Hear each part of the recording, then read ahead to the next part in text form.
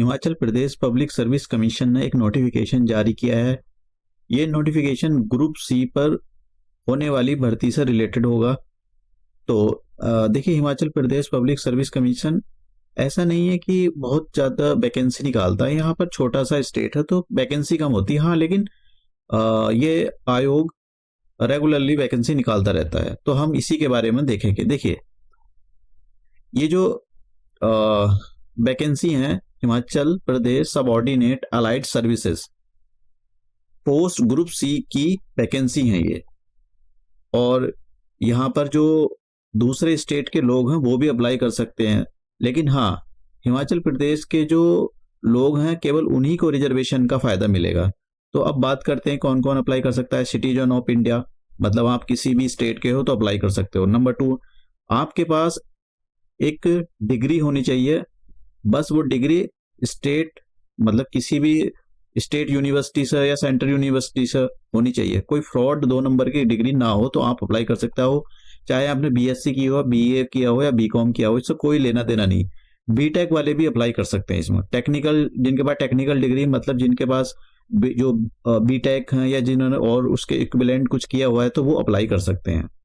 तो ये बहुत ज़रूरी है यहाँ पर। और हाँ, जो कुछ लोग जैसे गवर्नमेंट सर्विस में काम कर रहे हैं, जो सरकारी नौकर है, वे भी अप्लाई कर सकते हैं। अगर चाहे तो अप्लाई करना, कोई भी अप्लाई कर सकता है। अगर बात करें इलेक्शन कानिगो की, नेम ऑफ द पोस्ट जो है इलेक्शन कानिगो की 15 पोस्ट हैं, जिसमें से 9 अनरिजर्व है। 9 अनरिजर्व होने का मतलब ये हो गया कि ये दूसरे स्टेट के जो लोग होंगे, केवल उनका जो सिलेक्शन होगा इन 9 पोस्ट पर ही होगा। बाकी ये रिजर्व है हिमाचल प्रदेश के लोगों के लिए। अब बात करें एक्सटेंशन ऑफिसर। एक्सटेंशन ऑफिसर की 9 निकली हुई है। हाँ, सैलरी और देख लेते हैं ऊपर। ये इलेक्शन कानिगो की जो सैलरी है वो आपको लेवल 8 पर मिलेगी, मतलब 29,700 से स्टार्ट होगी और 94,100 तक जाएगी। एक्सटेंशन ऑफिसर की बात करें तो टोटल नंबर ऑफ 9 वैकेंसी हैं, 6 अनरिजर्व है। मतलब आप जो दूसरे स्टेट के हैं वो इन 6, उनका जो सिलेक्शन होगा, उनका जो कंपटीशन होगा इन 6 वैकेंसी पर होगा। बाकी रिजर्व हैं हिमाचल प्रदेश के लोगों के लिए। और सैलरी कितनी होगी? लेवल 10 पर, पे बैंड लेवल 10 पर होगी।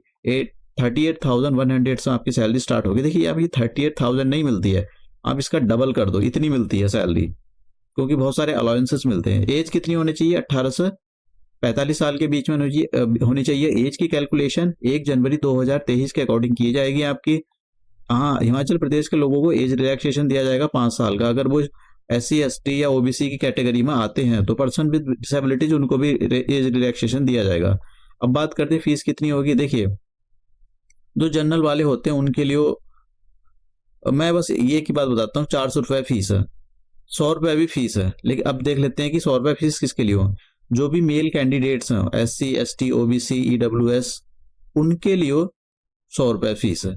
एक्स सर्विस मैन के लिए बिल्कुल इन्हें माफ कर दिया गया है कि भाई आप बिना पैसे के अप्लाई कर सकते हैं फॉर्म को। तो ये यहाँ पर दिया हुआ है। बात करें कि आपका जो एग्जाम होंगे कौन कौन से सिटी में होंगे, बिलासपुर, चंबा। देखिए, आप जब फॉर्म भरोगे तो उसके वहाँ पर आपसे सेंटर पूछे जाएंगे, तो आप भर देना अपने हिसाब से जो भी आपको पास में पड़े।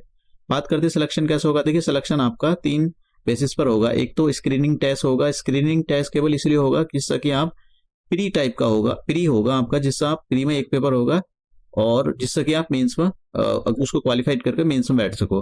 फिर डॉक्यूमेंट वेरिफिकेशन होगा, इंटरव्यू नहीं होगा। प्री के बारे में बात कर लेते हैं। देखिए, प्री के अंदर मल्टीपल चॉइस के क्वेश्चन आएंगे, 200 क्वेश्चन होंगे और अगर आपने गलत किया तो आपकी नेगेटिव मार्किंग भी होगी।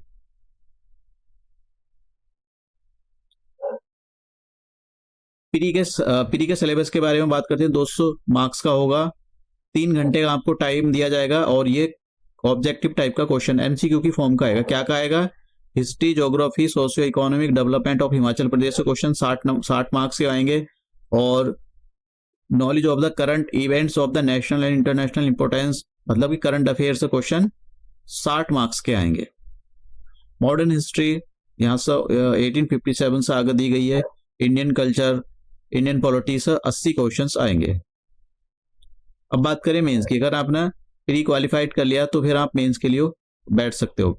मेंस में पेपर 1 3 पेपर होंगे। पेपर 1 के अंदर क्या पूछा जाएगा, इंग्लिश पूछी जाएगी, 150 मार्क्स की होगी और इसका जो टाइम होगा ये 3 घंटे का टाइम होगा। देखिए यहाँ पर जो है इन्होंने बोला गया कि भाई ये क्या चेक करना चाहते हैं, candidates will be required to answer the questions design to test their understanding of the English. मतलब ये देखना चाहते हैं कि भाई इंग्लिश आपको आती है या नहीं आती है। फिर उसके बाद में हिंदी का पेपर होगा, क्या क्या पूछेंगे, ट्रांसलेशन, एक इंग्लिश पैसेज की ट्रांसलेशन आपको इंग्लिश हिंदी में करनी होगी, 150 मार्क्स का होगा, 3 घंटे का टाइम दिया जाएगा। Explanation of the Hindi passage, जो हिंदी पैसेज होगा इन प्रोज या पोएट्री की फॉर्म में इन द सेम लैंग्वेज, मतलब आपको पोएट्री गिवन होगी उसको एक्सप्लेन करना होगा। कंपोजिशन, ऐसे, इडियम्स, ये सारी चीजें दी गई होंगी। पेपर 3 होगा जनरल नॉलेज का, पेपर 3 200 मार्क्स का होगा, 2-3 घंटे का टाइम होगा। Geography, history, socio economic development of Himachal Pradesh, knowledge of the current, मतलब इसमें जो पीछे प्री का सिलेबस था वही मेंस का सिलेबस हो जाएगा।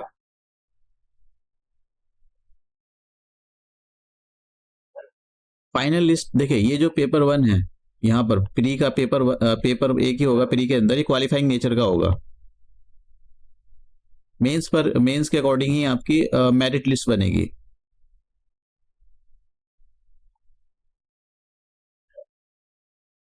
तो इसके अंदर और तो ऐसा कुछ नहीं है बताने वाला। और मैं आपको बता देता हूँ कहाँ से आप अप्लाई कर सकते हो।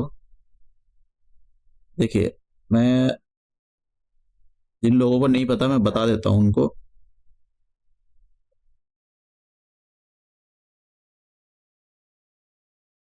ऑनलाइन अप्लाई पर कर देना है आपको।